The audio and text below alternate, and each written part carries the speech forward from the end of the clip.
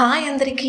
మీషోలో hanging pots order చేశాను. Parcel open చేస్తుంటే మా బుడ్డోడు చూడండి ఎంత బుద్ధిగా కూర్చొని చూస్తున్నాడో. అందులోంచి చాక్లెట్లు తీసి ఇస్తాను అనుకుంటున్నాడేమో.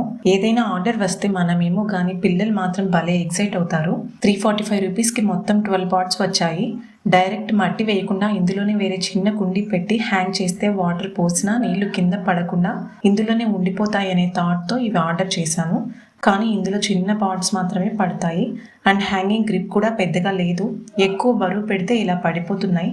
కొంచెం మట్టి డైరెక్ట్గా వేసి అయినా ప్లాంట్స్ పెట్టుకోవాలి, లేకుంటే చిన్న కుండీలైనా పెట్టుకోవాలి.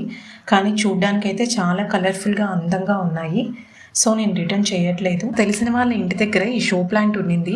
అందులో ఒక శాప్లింగ్ తెచ్చి నాటాను. ఇంతకు ముందంతా దీన్ని పెద్దగా పట్టించుకోలేదు.